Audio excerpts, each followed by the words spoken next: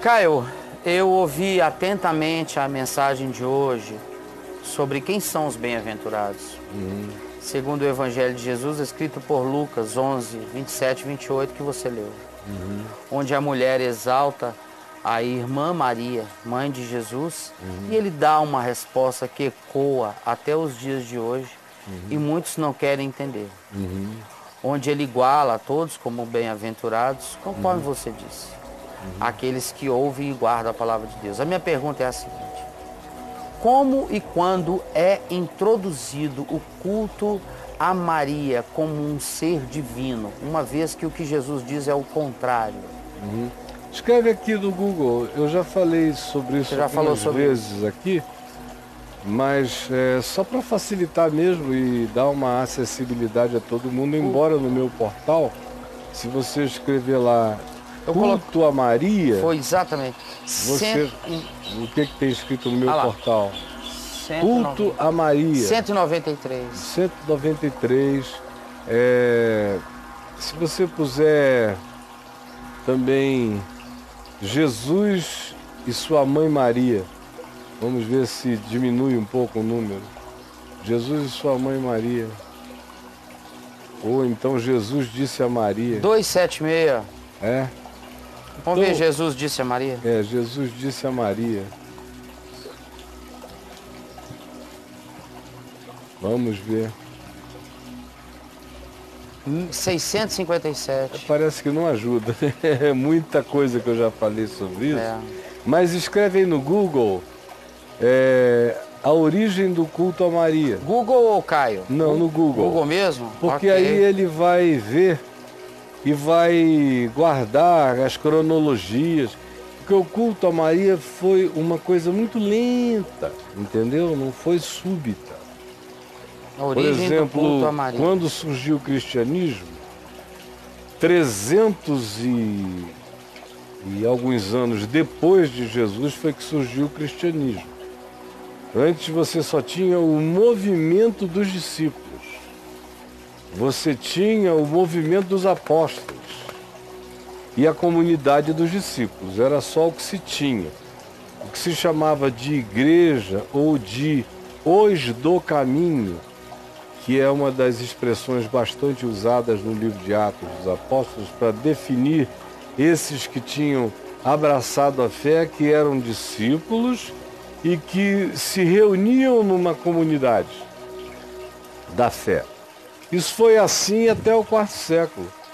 Durante os primeiros 3 séculos da história da fé, da ascensão de Jesus aos céus, até a criação do cristianismo, não houve nenhum desenvolvimento de nada disso. Maria não era uma figura de modo algum cultuada, nem objeto de orações. Ela viveu com o apóstolo João até morrer, provavelmente na Ásia Menor, e João morreu exilado na ilha de Patmos, idoso, e não havia nada disso. E o próprio Constantino, que foi o patrocinador do cristianismo e do cristianismo católico romano, nos dias dos concílios que escolheram quais eram os livros que ficariam na Bíblia, que escolheram quais eram os evangelhos coerentes, que escolheram as cartas, que separaram o que era canônico do que era apócrifo, e fizeram até nesse sentido um bom trabalho. Não havia nenhum tipo de alusão a importâncias e significados espirituais de Maria. Já foi depois. Você já chegou aí, brother? Eu tô no Google aqui, aguardando. Aqui eu coloquei a origem do culto a Maria. Já foi depois. Culto a Maria tem origem na Bíblia. Aí tem uma série de ocorrências aqui. Aí tem origem na Bíblia, deve ser alguma tentativa de explicação católica, se for afirmação. Se for pergunta, não. Tem um... Mas se você Vai aí, eu Uma não vou perder criação mais. do papado aqui, ó. Tá escrito, ó, na segunda ocorrência Se você aqui. for assim, tipo no Wikipédia da vida, você acha isso tudo na sequência, coloca ali, para não perder tempo com denominação, falando doutrina denominacional. É só para ele ter a sequência cronológica. Dá para botar aí? Aqui, ó, Porque Maria... começa depois, bem depois, aí pelo ano 600, os primeiros ensaios, aí vai devagar caindo no folk religion, na religião popular, mas vai crescendo durante séculos. Na realidade, o culto a Maria veio ser instituído há não muito tempo atrás, em comparação com a cronologia do desenvolvimento das crenças católico-romanas. O culto da Maria instituído com o nível de importância que ganhou, com Maria sendo designada como ente sem pecado, um ente que também foi assunto aos céus, que não experimentou corrupção, um ente praticamente em equivalência com Jesus e que manteve a sua ascendência materna, que não existe na história nem nos evangelhos. Quem conhece os evangelhos vê que na leitura de Mateus, Marcos, Lucas e João, Maria tem tudo em relação a Jesus, menos ascendência. Mas supostamente no céu ela tem ascendência, ela pede, o filho não consegue recusar um pedido da mãe. Mas foi agora, 100 e poucos anos atrás, no máximo, que o culto foi definitivamente oficializado com os contornos de divindade instituída que Maria ganhou, já recentemente. Mas isso foi um desenvolvimento de séculos e séculos e séculos, às vezes mais intensamente, outras vezes arrefecia, dependia muito do Papa e do papado em vigência. Mas foi crescendo mesmo, foi na base popular que o culto foi se instalando. Tá, o Wikipédia, ela dá assim, eu botei no Google, me levou para a Wikipédia com o título Maria. Aí ele fala de segundo ao quinto século, que começa a devoção cristã, tá lá, ó. Mas não é oficial. Mostra, claro, os sinais do início do século II e antecede o surgimento de um sistema específico litúrgico mariano no século V. Aí você veja que século V já depois após do o primeiro Constantino. concílio de Éfeso, em 431. Isso. Mas é povo ainda, isso não é ainda uma confissão de fé Isso. da igreja. Aí tem após a reforma, tá vendo? Idade Média. Aí a reforma já brigou demais com Maria. A primeira frase diz isso: ao longo dos séculos a devoção a Maria tem variado entre as tradições cristãs. Isso. Por exemplo, enquanto os protestantes dão pouca atenção aos hinos e orações marianas, os ortodoxos veneram a Mãe de Jesus e a consideram mais ilustre do que os querubins e mais gloriosa que os serafins. Uhum. Ok? E veja como tudo isso é uma invenção, é uma ficção espiritual, não tem nada a ver com o Evangelho. O Evangelho não conhece isto, não identifica Maria assim, senão como a própria Maria se identificou. Como é que a Maria se identifica? Leia Lucas, no Cântico de Maria, no Magnificat, onde ela diz que ela recebeu a graça de ter um ventre escolhido pela misericórdia de Deus para que ela fosse a mãe do seu próprio Salvador. Isso é uma declaração maravilhosa de Maria, né? Que me visitou essa graça, que me deu o benefício de ser a mãe do meu Salvador. Do meu Salvador. Lindo. Então, para você transformar isso aí em outra coisa, é preciso muita liberdade supersticiosa. E nesse caso da Maria, todo culto a Maria teve alguma associação com alguma deusa contemporânea. Você vê no Velho Testamento, no livro de Isaías, já tem a seguinte advertência: contra aqueles que adoram a rainha dos céus. Isso foi 800 anos antes de Jesus. Sim.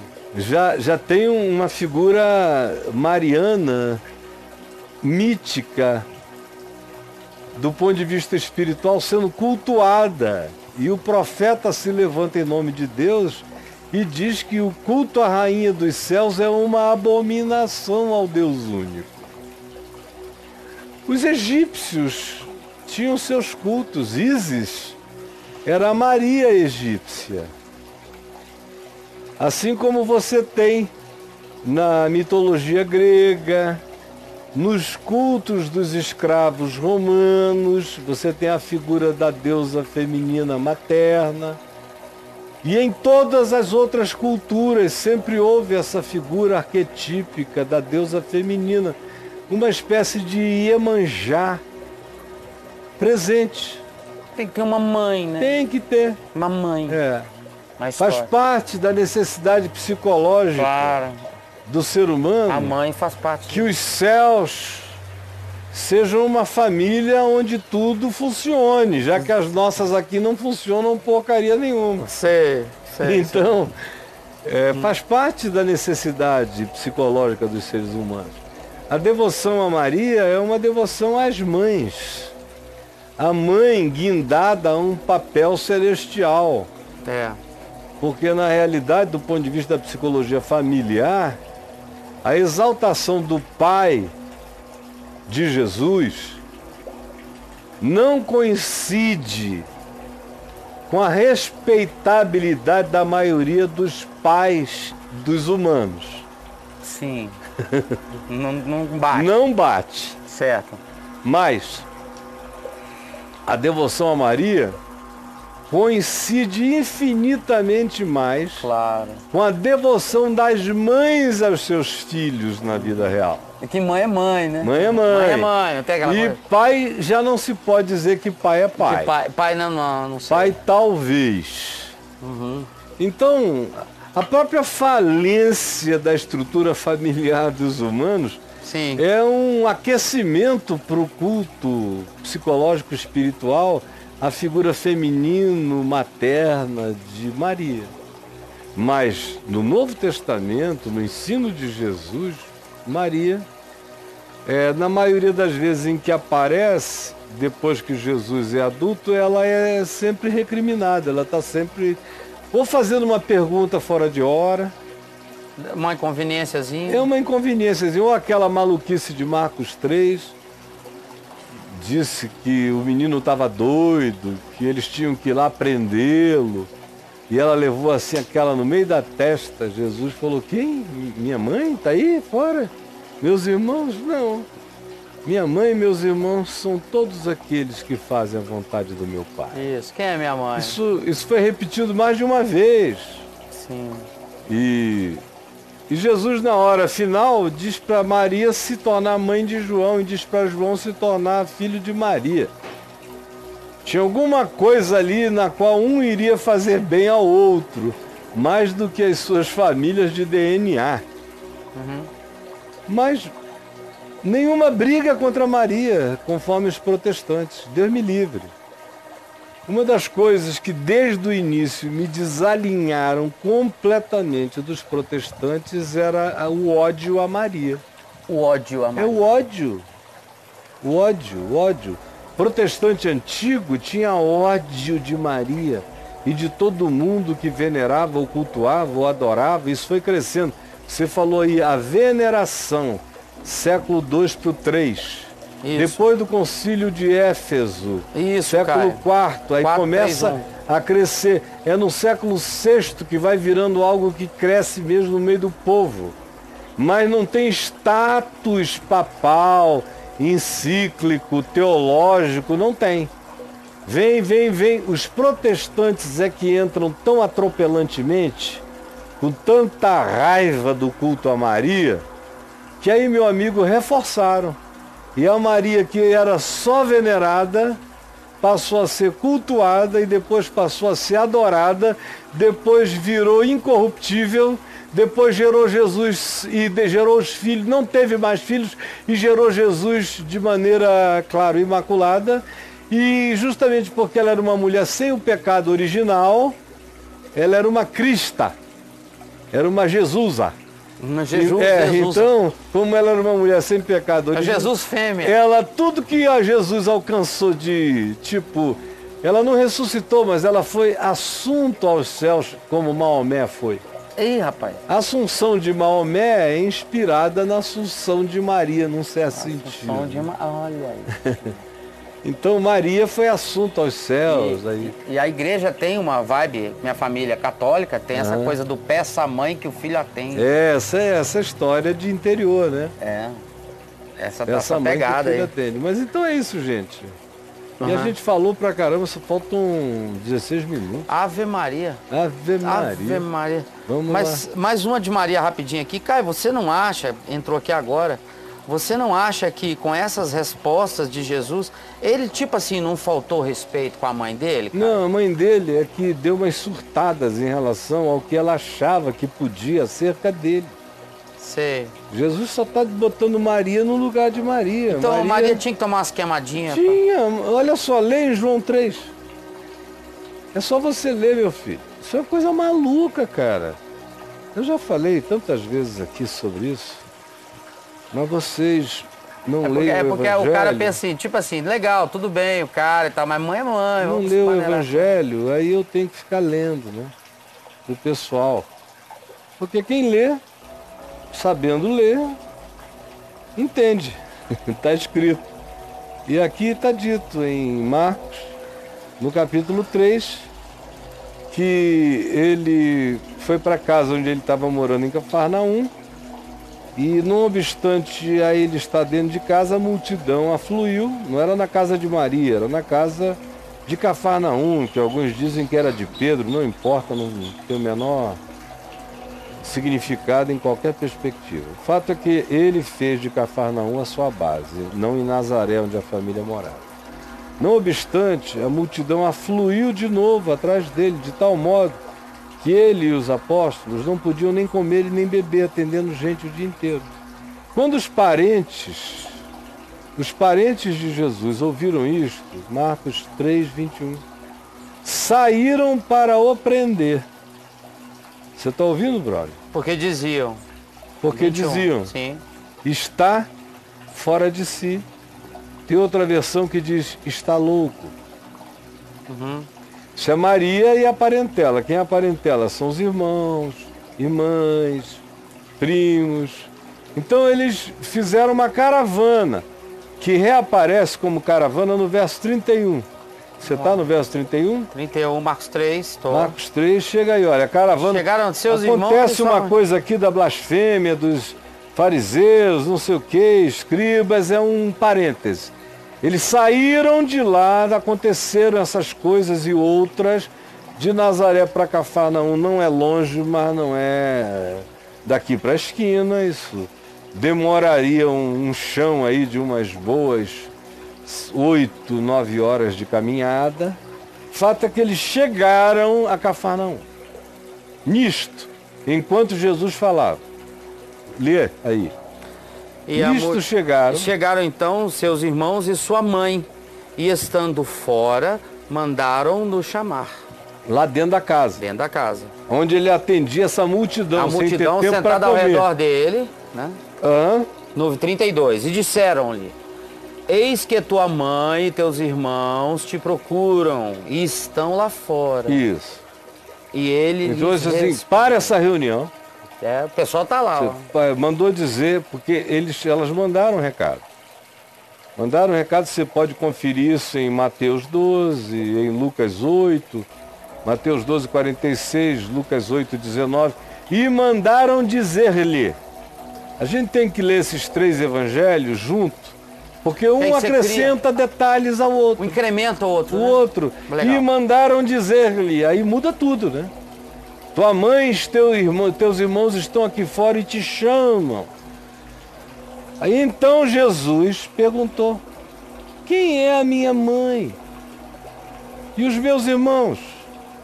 E correndo olhar pelos que estavam assentados ao redor na sala, disse: eis a minha mãe, apontando para uma senhorinha, para outra senhorinha. Eis as minhas irmãs, eis os meus irmãos. Portanto, qualquer um que fizer a vontade do meu Pai, esse é meu irmão, esse é minha irmã, esse é minha mãe. E Maria estava sendo salva do surto de maternidade divina por Jesus, que nunca brincou com a natureza humana, nem com a da mãe dele.